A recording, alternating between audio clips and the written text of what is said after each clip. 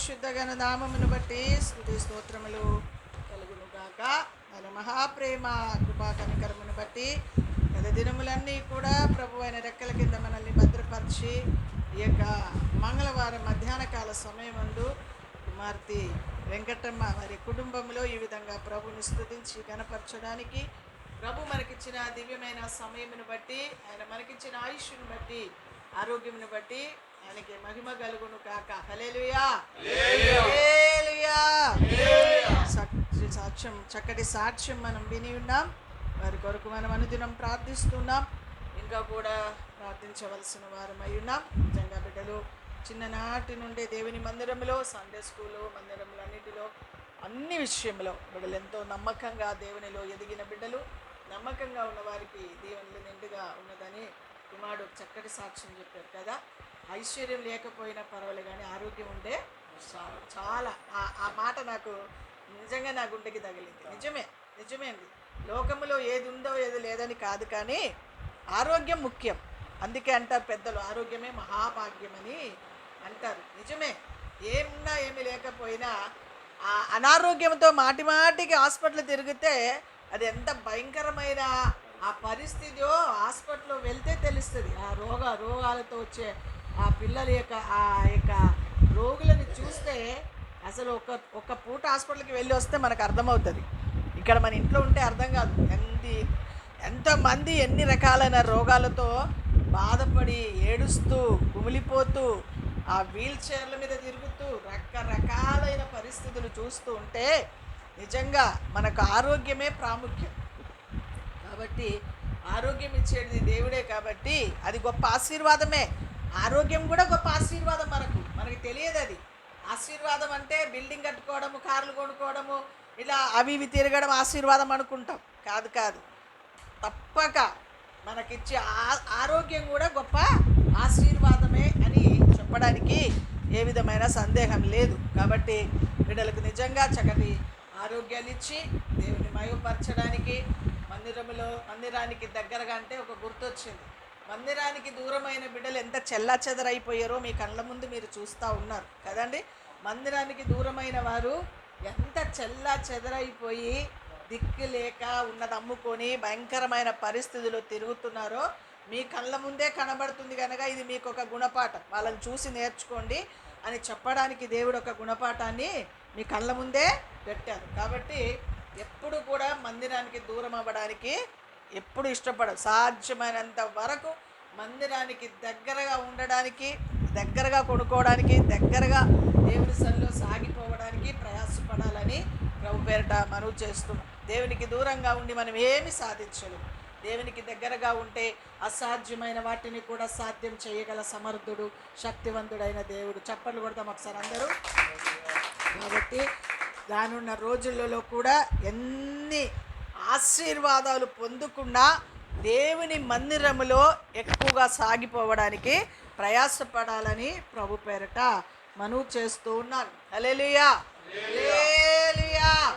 దేవుని మందిరము, అందుకే దావీదు ఎప్పుడు కూడా దేవుని మందిరాన్ని అంటగట్టుకొని ఉండడానికి ఇష్టపడినట్లుగా చూస్తూ ఉన్నాం.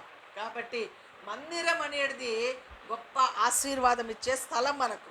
కాబట్టి ఆ మందిరానికి దగ్గరగా ఉండి, సహవాసానికి దగ్గరగా ఉండి, దేవుని యొక్క సేవకులతో అండగట్టబడి దైవ కార్యాలలో ముందుకు వెళ్ళినప్పుడు అనేకమైన కార్యాలు, కొన్ని ఆటంకాలు మనకు కలిగిన వాటిలో నుంచి దేవుడు మనల్ని విడిపిస్తూ, కాపాడుతూ, భద్రపరుస్తూ ఉంటారని చెప్పడానికి ఏ విధమైన సందేహం లేదు.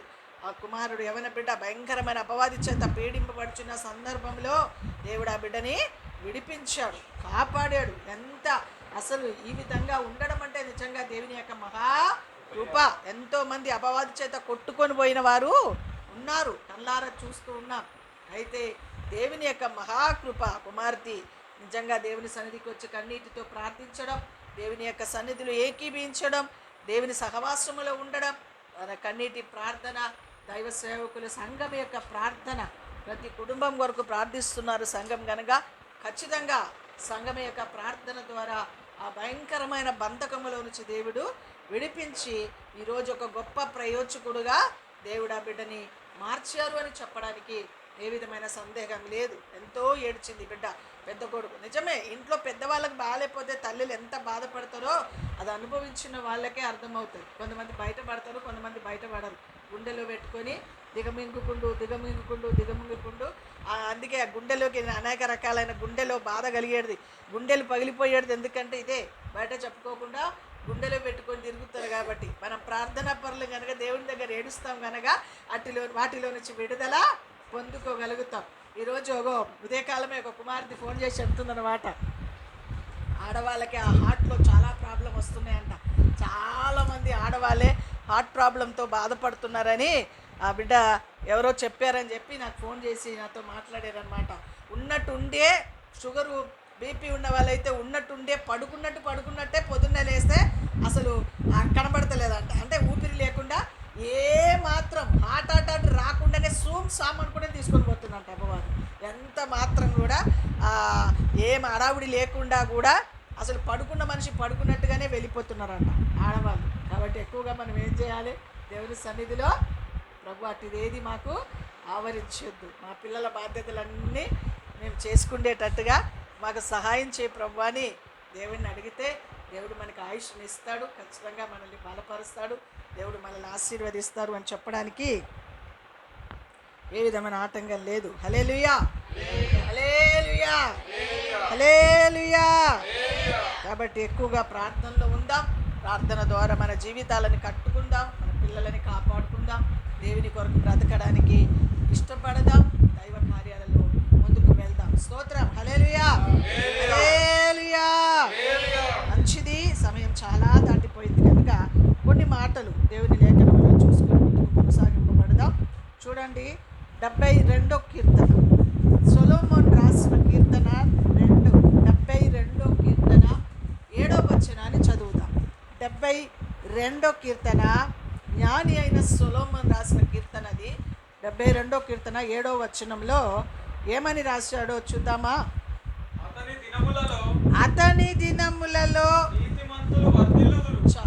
సర్వశక్తిమంతుడైన దేవా, పరిశుద్ధమైన తండ్రి, ఈ ఘనమైన ఉన్నతమైన నామాన్ని బట్టి నీకు స్తోత్రాలు, వందనాలు చెల్లిస్తున్నాను. చదవబడిన లేఖన భాగములో దేవా నీకు స్తోత్రం. నీవు నాయన మీరు నాతో మాట్లాడండి స్వామి. నా తండ్రి, చదవబడిన లేఖన భాగములో నుంచి దేవా గుడార్థమైన సత్యాలను మీరు మాకు బయలుపరచండి. వాకు వెల్లడి అవుచుండగా వినగలిగిన చెవులు, గ్రహించగల హృదయములను మాకు దయచు, ఆశీర్వదించి దీవించు. ప్రాణాత్మ శరీరం నీ చేతిలోకి సమర్పణ చేస్తాం. యేసు నామాన్ని బట్టి వేడుకున్నాం తండ్రి, ఆమేన్ చెప్తాం అందరము. సొలొమోను ఏమంటున్నాడండి? అతని దినములలో నీతిమంతులు ఏమవుతారంట? చెప్పండి. నీతిమంతులను ఏం చేస్తాడంట? వర్ధిల్ల చేసే దేవుడు. సొలొమోను జ్ఞానవంతుడు కదా, ఆయనకిచ్చిన జ్ఞానము, ఆయన లాంటి జ్ఞానం కలిగిన వాడు పుట్టలేడు, పుట్టడు, పుట్టబోడు అని దేవుని లేఖనం సెలవిస్తుంది. అలాంటి జ్ఞానవంతుడు చెప్తున్న మాట ఏంటంటే, నీతిమంతులు వర్ధిల్లుతారు, నీతిమంతులు వర్ధిల్లుతారు. ఖచ్చితంగా నీతిమంతులు అనబడుచున్న వారిలో గొప్ప ఆశీర్వాదం ఉంటుంది అని జ్ఞాని అయిన సొలొమోను ఇక్కడ రాస్తున్నట్లుగా చూస్తున్నాం. అందుకే చూడండి, సామెతల గ్రంథం 11వ అధ్యాయం 10వ వచనంలో చక్కటి మాట జ్ఞాని అయిన సొలొమోను రాసినట్లుగా చూస్తున్నాం. సామెతల గ్రంథం 11వ అధ్యాయం 10వ వచనం, సంతోషం.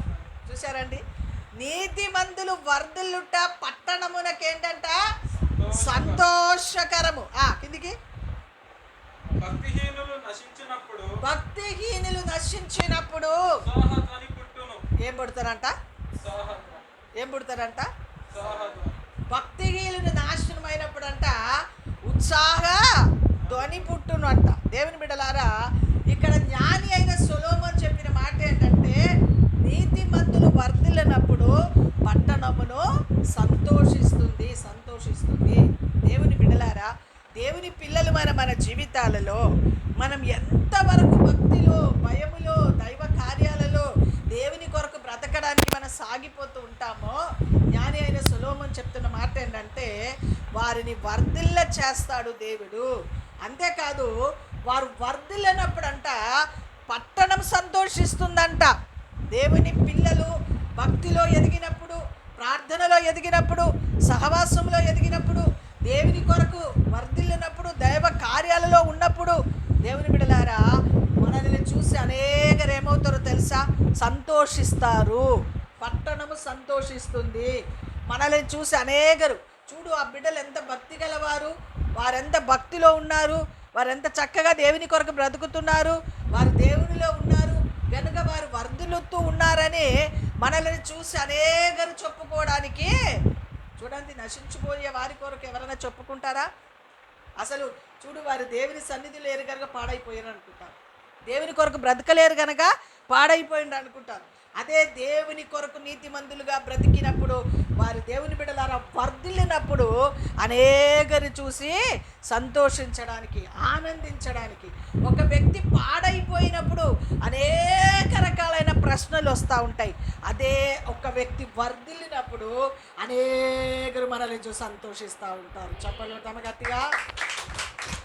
అందుకే ఎప్పుడు కూడా మనం వర్ధిల్లడానికి మన జీవితాన్ని దేవునికి సమర్పణ చేస్తూ, ప్రయాసపడుతూ దేవుని కొరకు బ్రతకడానికి ప్రయాస పడాలని ప్రభు పేరిట మనవి చేస్తూ ఉన్నాను. అందుకే మొదటి కీర్తనలు అంటారు కదా, దుష్టుల ఆలోచన చొప్పున నడవక, పాపుల మార్గంలో నిలవక, అపకాసుకులు కూర్చుండ చోట కూర్చుండక. ఎక్కడ కూర్చోవాలి? దివారాత్రులు ఆయన ధర్మశాస్త్రమును ధ్యానించి వారు ధన్యులు.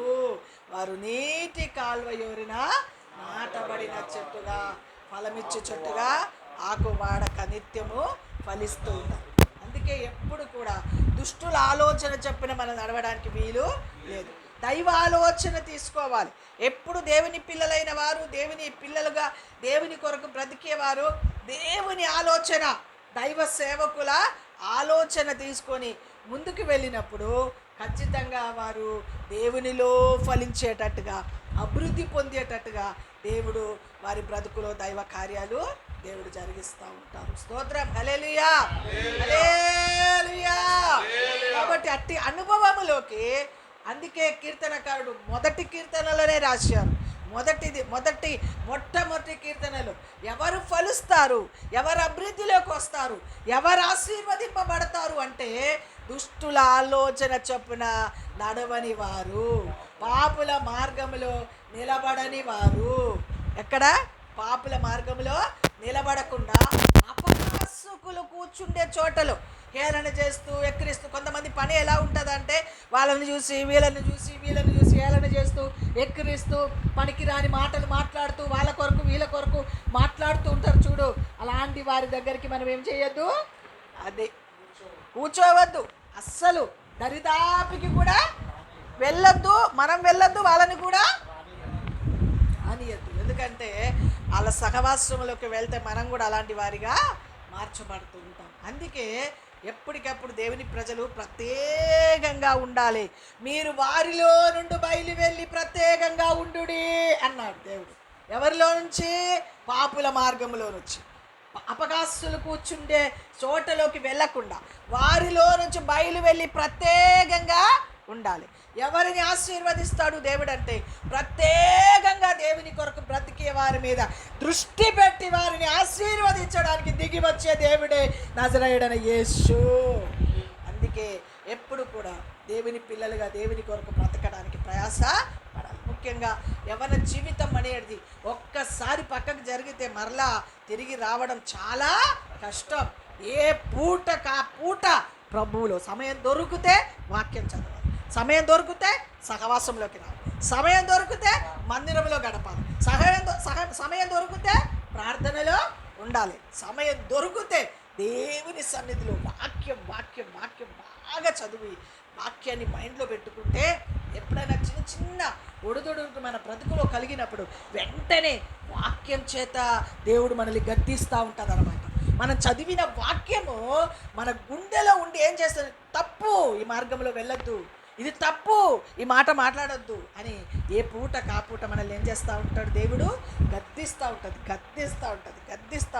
ఆ గద్దింపుకు లోబడిన వారు వర్ధిల్లడానికి దేవుడు సహాయము చేస్తూ ఉంటుంది. అందుకే ఎప్పుడు కూడా దుష్టుల మార్గంలోకి వెళ్ళొద్దు. ఆ యొక్క దేవుని బిడ్డలారా, పనికిరాని వారి మార్గంలోకి, ఆ యొక్క అపకాసుకులు ఇక్కడ కూర్చోవాలంటే దేవుని మందిరంలో ధర్మశాస్త్రం వాక్యాన్ని చదవడానికి సమయం దొరికినప్పుడల్లా అధ్యాయాలు చదవాలి. ఎవరస్తులు మీరు అధ్యాయాలు చదువుతూ ఉండాలి. దేని కొరకు ఆలోచించద్దు. అసలు ముఖ్యంగా సెల్లులు ఎక్కువగా పెట్టుకొని సెల్లులలో ఉన్న పనికిరాందని చెదారం అన్నీ కూడా చూడకూడదు. ఎందుకంటే అదంతా మైండ్లో ఉండి అపవాది మనల్ని శోధిస్తూ ఉంటుంది అనమాట. అందుకే సెల్లుల జోలికి వెళ్ళకూడదు ఎప్పుడు కూడా. ఇప్పుడు ఎక్కడో లేదు అపవాది, మన చేతిలోనే ఉంది, మన జోబులోనే ఉంది.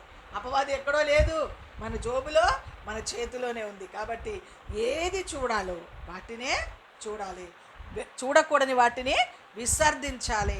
దేవుని సన్నిధిలో ఎక్కువగా గడపడానికి ప్రయాస పాడాలి. సమయం ఉన్నప్పుడు ఏదేదో కొత్త పాటలు వస్తున్నాయి కదా, అది నేర్చుకోవాలి. మందిరంలో పాడాలి, వాడబడాలి అని పాప మంచిగా, ఇప్పటివరకు నాకు తెలియదు, ఆ రోజు అక్కడ పాడినప్పటి నుంచి మంచి స్వరం ఉంది. దేవుడు మంచి స్వరం ఇచ్చింది పాపకి మంచిగా. దేవుని చూశాను, ఆయనది కూడా పాపది ఆయన చూశాను, కానీ పాప సంగతి, పాపకు కూడా మంచి పాటలు పాడి మంచి స్వరం ఇచ్చాడు దేవుడు. ఇద్దరు కూడా దేవుడి సన్నిధిలో, ముగ్గురు కూడా, బాబు కూడా తమ్ముడిని కూడా పురిగల్పాలి, తమ్ముడిని కూడా చెప్పాలి, దేవుని మందిరంలోకి రావాలి. మీరిద్దరు కలిసి చెప్తూ ఉండాలి, దేవుని సన్నిధిలో ఆయన కొరకు ప్రార్థన చేస్తూ ఉండాలి, మందిరానికి తీసుకొని రావాలి. ఒక్కడు విడవబడినా కానీ మన దేవుడి దృష్టిలో మంచిది కాదు. కాబట్టి కుటుంబం అంతా కూడా ప్రభు సన్నిధిలో గడపడానికి ప్రయాసపడాలి. ఒక్కరు పక్కకున్నా కానీ అపవాది వారి ద్వారా కూడా శోధన కలుగ చేస్తూ ఉంటుంది. కాబట్టి ఖచ్చితంగా కుటుంబం అంతా దేవుని మందిరంలో ఉండేటట్టుగా దేవుని సన్నిధిలో ఎక్కువగా ప్రార్థన చేస్తూ దేవుని కొరకు బ్రతికితే నీతి మందులు వర్ధిల్లుట చూచి పట్టణము సంతోషిస్తుంది. చెప్పలు కొడదాం గట్టిగా. మనం వర్ధిల్లడం చూచి అనేకరు, అబ్బా వీళ్ళేదో మందిరానికి వెళ్ళిన తర్వాత వీళ్ళలో మార్పు కలిగింది, వీళ్ళు ఎంతో ఆశీర్వాదం కలిగింది, వీళ్ళ పిల్లలు బాగుపరచబడ్డారు, వీళ్ళ పిల్లలకు గొప్ప ఆశీర్వాదం వచ్చింది అని అనేకరు. ఒకప్పుడు ఎలా ఉన్నారు?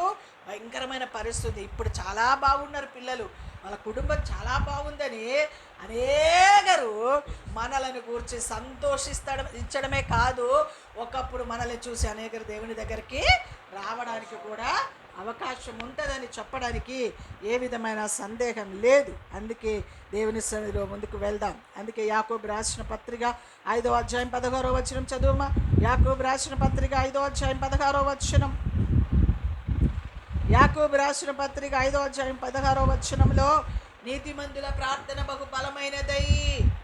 ఎలా ఉంటుందంటది నీతిమంతుల ప్రార్థన?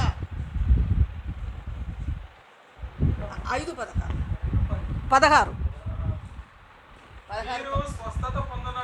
16-17 కలిసి ఉంటుంది. ఒక్కని కొరకొకరు ప్రార్థన చేయుడి. అది నీతిమంతుని విజ్ఞాపన బహు బలం గలదయ్యుండును.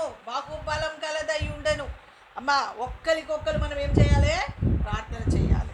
ఒక్కరికొక్కరు ప్రార్థన. సంఘము విశ్వాసుల కొరకు ప్రార్థన చేయాలి, సేవకులు విశ్వాసుల కొరకు ప్రార్థన చేయాలి, విశ్వాసులు సేవకుల కొరకు ప్రార్థన చేయాలి, సంఘము సేవకుల కొరకు ఏం చేయాలి? ప్రార్థన చేయాలి. పక్క వారి కొరకు ప్రార్థన, రక్షణ లేని వారి కొరకు ప్రార్థన, బలహీనులైన వారి కొరకు ప్రార్థన, తప్పిపోయే వారి కొరకు ప్రార్థన, రకరకాలైన భయంకరమైన పరిస్థితిలో ఉన్న వారి కొరకు సంఘము, సేవకులు, పిల్లలు, విశ్వాసులు అందరూ కూడా ఏం చేయాలి? ప్రార్థన. నీతిమంతుల ప్రార్థన బహు బలం కలదై ఉండును. నీతిమంతులు ప్రార్థించినప్పుడు దేవుడు తప్పక గొప్ప కార్యాలు జరిగిస్తాడు.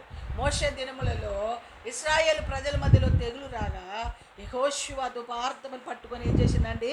వారి మధ్యలో నిలబడగా వారు తెగిలాగిపోయేను.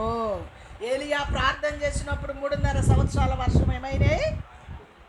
తర్వాత ప్రార్థన చేసినప్పుడు దేవుని సృష్టి కూడా ఏమవుతుందంటే నీతిమంతుల ప్రార్థనకి అది. సూర్యుడు ఆగిపో అంటే యెహోషువ ప్రార్థన చేసినప్పుడు ఆగిపోయింది. మరలా ప్రార్థన చేసినప్పుడు సూర్యుడు ఏమయ్యాడు? ఉదయించినట్టుగా చూస్తాం. నీతిమంతుల ప్రార్థన బహుబలమైనది. అందుకే దేవుని పిల్లలమైన మనం ఎప్పుడు కూడా దేవుని సన్నిధిలో ఎక్కువగా గడిపితే, ఎక్కువగా ప్రార్థన చేస్తే మన ప్రార్థన బహుబలమైనది. మన ఎవరి కొరకు ప్రార్థించిన, మన కుటుంబం కొరకు ప్రార్థించిన, సంఘం కొరకు ప్రార్థించిన, సేవకుల కొరకు ప్రార్థించిన అద్భుతమైన కార్యాలు దేవుడే జరిగిస్తూనే ఉంటాడనమాట. యెహోషువ ప్రార్థించినప్పుడు, ఏలియా ప్రార్థించినప్పుడు దేవుని బిడ్డలారా గొప్ప కార్యాలు జరిగించిన దేవుడు. వారు దేవుని బిడ్డలారా మనలాంటి మనుషులే వారు కూడా, అంతే కదా, అదే మాట అక్కడే ఉంది. మనలాంటి మనుషులే వారు కూడా. కానీ వారి ప్రార్థన ఆలగించినప్పుడు మన ప్రార్థన ఆలగించడా? ఖచ్చితంగా ఆలగిస్తాం. వారు ఒకప్పుడు కృంగిపోయారు. కృంగినప్పుడు దూతల చేత ఆహారాన్ని పంపి బలపరిచి వారిని హెరోబులోకి చేర్చిన దేవుడే నిన్ను నన్ను కూడా కృంగిన సమయంలో ప్రభు మనల్ని బలపరిచి లేవనెత్తి నిలబెట్టి అనేకమైన కార్యాలు జరిగించి ఎక్కడికి చేర్చాలో అక్కడికి చేర్చడానికి సమర్థుడు, శక్తివంతుడైన దేవుడు. చప్పట్లు కొట్టడానికి ఎంత మాత్రం కూడా ఆయన మనల్ని విడిచిపెట్టేవాడు, తోసివేసేవాడు కాదు. అందుకే నీతిమంతుల యొక్క ప్రార్థన బహుబలమైనదిగా ఉంటుందని దేవుని యొక్క లేఖనం సెలవిస్తుంది. నీతిమంతులని వర్ధిల్ల చేస్తాడు. నీతిమంతులు వర్ధిల్లినప్పుడు పట్టణం సంతోషిస్తుంది. ఎవరు నీతిమంతులు అంటే దుష్టుల ఆలోచన చొప్పున నడవని వారు, పాపుల మార్గములు నిలవని వారు, అపహాసులు కూర్చున్న చోట కూర్చోకుండా ఉండి దేవుని ధర్మశాస్త్రం దివారాత్రము ధ్యానిస్తూ ప్రార్థన చేస్తూ విజ్ఞాపన చేస్తూ దేవుని కొరకు బ్రతికేవారు నీతిమంతులు. వారి ప్రార్థన బహు బలమైనదిగా ఉంటుంది. అందుకే వారు ప్రార్థించినప్పుడు దేనినైనా చేస్తాడు దేవుడు. వారు ప్రార్థించినప్పుడు అసాధ్యమైన వాటిని చెప్పాలి అసాధ్యమైన వాటిని సాధ్యపరిచే దేవుడే నీవు నేను ఆరాధించే దేవుడు. అందుకే నీతిమంతులుగా బ్రతకడానికి, నీతిమంతులు ఎవరంటే దుష్టుల జోలికి వెళ్ళకుండా, పాపుల మార్గంలోకి వెళ్ళకుండా, అపహాసం. ఇప్పుడు చూడండి, 2-3 ఎక్కడన్నా కూడుకున్నారు అనుకో, ప్రార్థన చేస్తే అక్కడ దేవుడు దిగి వస్తాడు. అదే 2-3 కూర్చొని వాళ్ళని ఎక్కిరించి వీళ్ళని ఎక్కిరించి వాళ్ళ మీద సాటిలు చెప్పి వీళ్ళ మీద సాటిలు చెప్పుకుని ఉండరు అనుకో, ఉంటాడు అక్కడ ఎవరుంటాడు?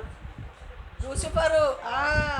అక్కడ ఎవరుంటారంటే లూసిఫర్ ఉంటాడు, సైతాన్ గాడు ఉంటాడు. ఓహో, రోజు బైబిల్ పట్టుకొని మందిరానికి వెళ్తున్నావు, ఇదేం పని అని వాడు మన మీద నేరం మోపుతాడు. గుర్తుపెట్టుకోండి అమ్మా, మనుషుల కంటే ముందుగా దేవుడు ఆ లూసిఫర్ సైతాన్ గాడు ఏం చేస్తాడు తెలుసా? నేరం మోపుతాడు మన మీద. ఏమని తెలుసా? ఓ ఆదివారం పెద్ద బైబిల్ పట్టుకొని మందిరానికి వెళ్తున్నావు, ఇదేం పని, ప్రార్థన చేసుకోవచ్చు కదా అని. దేవుని బిడ్డలారా, ఒక మాట చెప్పాలంటే దేవునినే శోధించిన వాడు మనం ఏపాటి వారు కదా. అందుకే సాతానికి మనం చోటు ఇవ్వద్దు, ఎప్పుడు కూడా అపవాదికి చోటు ఇవ్వద్దు. వాళ్ళ మీద వీళ్ళ మీద చెప్పుకునే మాటలు ఉండకూడదు, దుష్టుల ఆలోచన చొప్పున నడవద్దు. అపకాసుకులు కూర్చుండే చోటలు అసలే కూర్చోకుండా 3 కలుసుకున్నారు అనుకో, 2 కలుసుకున్నారు అనుకో, రండి మందిరం దగ్గర ఉంది అనుకో మందిరానికి పోదామనాలి, ఇల్లు దగ్గర ఉంది అనుకో ఇంట్లో మోగరించాలి. అర్థమవుతుందా? ఎక్కువగా ఎక్కడ నీ ప్రార్థనే నీ పిల్లలకు ఆశీర్వాదం. నీవు నీతిమంతురాలుగా బ్రతుకుతే ఆ కుమార్తె మాటికి దేవుని సన్నిధికి వచ్చి ప్రార్థనలో ఉన్న కారణాన్ని బట్టి ఈరోజు పిల్లలు ఏమైంది? దైవ సేవకులు మీరు అడిగినా అడగకపోయినా తప్పక మీ కొరకు కన్నీరు గారుస్తాం. ఎందుకో తెలుసా?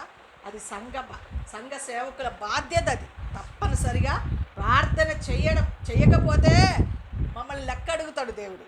అర్థమవుతుందండి? మీ ఎవ్వరి కొరకు ప్రార్థన చేయకపోయినా దేవుడు లెక్క అడుగుతాడు. మీరు అడిగినా అడగకపోయినా దైవ సేవకులు తప్పక మీ కొరకు ప్రార్థన చేస్తారు ఖచ్చితంగా. కానీ మీ బాధ్యత ఏంటి? ఎప్పుడు సమయం దొరికితే అప్పుడు దేవుని దగ్గర గడపాలి. నా బిడ్డ నా సన్నిధిలో ఉన్నది కనుక ఇదిగో ఆమె మీద ఎవరు కూడా నేరం మోపదని అపవాదిని ఏం చేస్తాడు? సాతాంగా దేవుడు గద్దిస్తాడనమాట. ఏం చెప్తావు ఆమె మీద? ఏం చెప్తావు? ఆమె ఎవరు అనుకుంటున్నావు? నా బిడ్డ. కొంచెం సమయం దొరికిన నా సన్నిధిలో అదే దేవుడు సాక్ష్యం ఇస్తాడు. అందుకే యోబుని గురించి ఎవరు సాక్ష్యం ఇచ్చారు? అదండి. అది యోబుని గురించి దేవుడే సాక్ష్యం ఇచ్చాడు. ఏమనుకున్నావు? యోబు సంగతులను నువ్వు ఆలోచించినవా? యోబు సంగతి నీకు తెలుసా? ఏం తెలుసు నీకు? నాకు తెలుసు యోబు సంగతి అన్నాడు. అబ్బా, ఎంత చక్కటి మాట అండి ఆ మాట. నీకు తెలుసా? అపవాది ఆ దూతలతో, దేవుని దూతలతో మధ్యలో వెళ్ళి నిలబడి యోబు మీద నేరం మోపడానికి వెళ్తే యోబు సంగతి నీకేం తెలుసు అయ్యా? నాకు తెలుసు, నాకు తెలుసు. నా సన్నిధిలో చెడుని విసర్జించిన వాడు, దేవుని యందు భయభక్తి కలిగిన వాడు, యథార్థవంతుడు, నీతిని అనుసరించిన వ్యక్తి ఆయన అని దేవుడే సాక్ష్యం ఇచ్చాడు. మనలను గూర్చి ఎవరు సాక్ష్యం ఇవ్వాలి? దేవుడు సాక్ష్యం ఇవ్వాలి. వాళ్ళ సంగతి నీకేం తెలుసు? నాకు తెలుసు అని చెప్పాలి. దేవుడు ఏమని చెప్పాలి? నాకు తెలుసు వాళ్ళ సంగతి. వాళ్ళ సమయం దొరికితే నా సన్నిధిలో గడిపేవారు, నా సన్నిధిలో ప్రార్థన చేసేవారు, నా సన్నిధిలో విజ్ఞాపన చేసేవారు. వాళ్ళ సంగతి నీకేం తెలుసు? పో సైతానాని ఏం చేయాలి? సాతానుని మన విషయమై దేవుడు గద్దించే స్థితిలోకి మనం మార్చబడదురు కాక, అట్టి అనుభవములోకి మనం మార్చబడదురు కాక. వారు ప్రార్థించినప్పుడు ఆ ప్రార్థన బలమైన ప్రార్థనగా అనేక బ్రతుకులో కార్యాలు చేస్తుందన్నమాట. అందుకే నీతిమంతుల ప్రార్థన బహు బలమైనదిగా. అందుకే యెహోషువ దేవుని బిడ్డలారా ఆ యొక్క తెగులుతో నింపబడిన ఇశ్రాయేలు ప్రజల మధ్యలో ధూపార్తం తీసుకొని వెళ్ళి మధ్యలో నిలబడితే ఆ తెగులు అప్పటికప్పుడు ఏమైనాయి? అప్పుడు ధూపార్తి, ఇప్పుడు ప్రార్థన. తెగులులో ఉన్న వారి కొరకు మధ్యవర్తులుగా మనం ప్రార్థిస్తే వెంటనే దేవుడు విడుదలిస్తాడు, వెంటనే స్వస్థత ఇస్తాడు. వారే కాదు, ఆ రోజు భక్తులే కాదు, ఈరోజు మనం కూడా ప్రార్థిస్తే దేవుడు అద్భుతాలు చేస్తాడు. కాబట్టి మనం దేవుని సన్నిధిలో ఎక్కువగా ప్రార్థించడానికి, నీతిమంతులుగా ఉండడానికి, దేవుని కొరకు బ్రతకడానికి, దైవ కార్యాలు చేయడానికి జీవితాన్ని సమర్పణ చేయాలని ప్రభు పేరట మనవి చేస్తూ ఉన్నాను. అందుకే చూడండి, సామెతల గ్రంథం 12:26 చదువుమా. సామెతల గ్రంథం 12:26.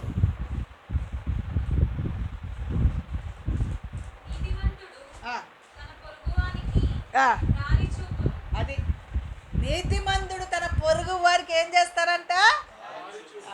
నీతిమంతుల అనుభవాలు ఎలా ఉంటుందంటే, ఎవరైనా బాగలేదనుకో, రండి అమ్మ మందిరానికి రండి,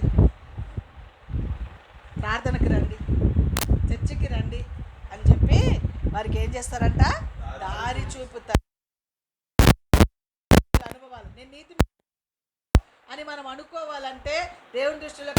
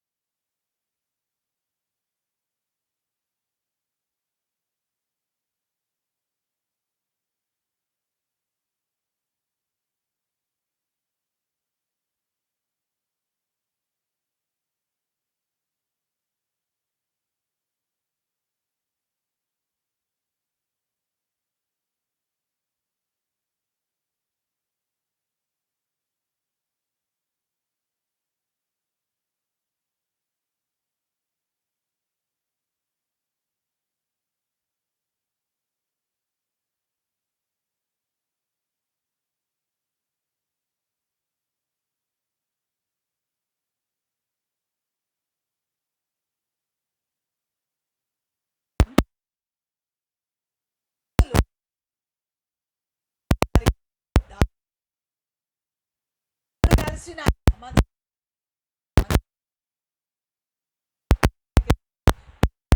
మనం పిలవాలంటే మనం ఎలా ఉండాలి?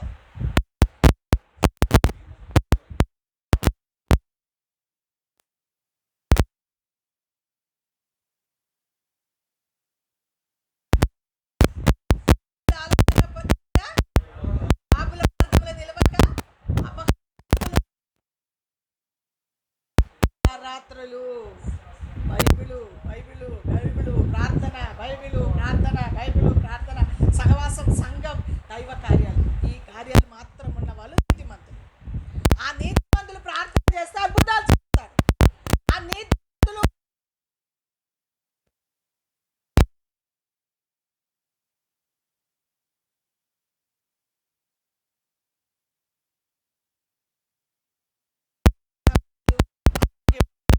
జీవితం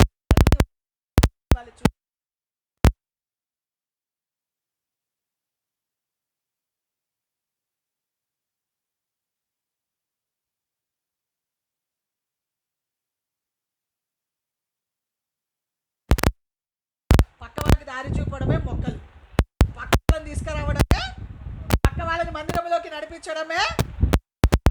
ఎప్పుడు కూడా వచ్చే వాళ్ళని వాసులుగా నీతిమంతులుగా మనము ఉండకూడదు. మన ద్వారా 10 మంది చెప్పాలి. ఎప్పుడు గుర్తు చేసుకుంటాం కదా పద్మ సిస్టర్ గారు, ఆమె కనుక నిజంగా ఇప్పుడు ఉంటే ఒక 50 మందినైనా తీసుకొచ్చారు కదా. నిజంగా మొన్న అబ్రహాం సాక్ష్యం చెప్పారు బోరబండలో,